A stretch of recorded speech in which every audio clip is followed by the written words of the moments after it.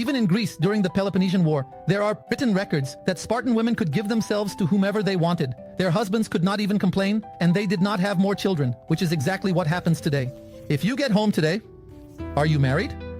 If you and your wife are doing something in bed, can you shout, "You are committing a crime of psychological violence, aren't you?" Can you complain? Hit her a bit. But how does it relate to currency? The currency that causes this type of distortion is currency dilution. Currency dilution occurs as a result of welfare. Welfare is the dominance of feminine values in society. Society, what you call civilization, is a pact between men and women. Women renounce, at least partially, hypergamy, and men renounce, at least partially, polygamy. Most natural men do not command having a lot of women.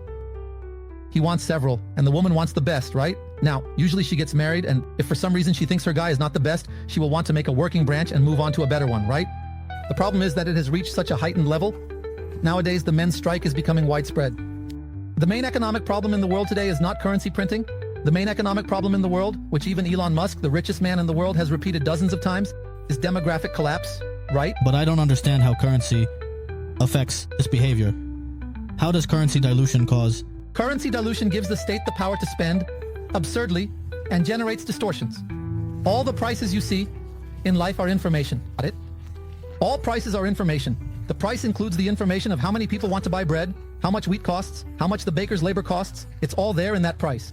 Every time the government prints money in its head or sets price tables as Sarni did, as Maduro did, or sets the interest rate, which is the most important price in society, it generates malinvestments, it generates false information. If you go to world literature, 200 years ago, Goethe's Faust, the devil already explained that his currency was the currency of lies, that you took a piece of paper and wrote it was worth X in gold, even without having gold.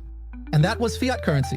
In other words, humanity, world literature already understood 200 years ago that fiat currency was the devil's currency. So this economic distortion, caused by fiat currency, by its dilution, creates a moral distortion over time. For example, as we were discussing earlier, why does everyone find it amusing when a 15 or 16-year-old daughter opens her legs for her boyfriend at home, right? At the time we were discussing, because I want my daughter to give it to everyone. You want your daughter to give it to everyone because in your mind there is child support, there are competitions, there is welfare, there is Bolsa Familia, there is your daughter, the guy can die and she will receive INSS, but these institutions are lies that will not exist in the future. There are more people my age than those who are 4 years old who will pay the INSS. No one. The Brazilian state has no physical possibility. It's not even about governor being so-and-so or so-and-so. It doesn't matter. In fact, the most feminist pink president in the history of Brazil was Bolsonaro, right? He approved more than 70 feminist laws, right? So, it doesn't matter who is in power. As the costs there make clear, the most important thing is not your intention, what you believe. It's your personal commitments, isn't it?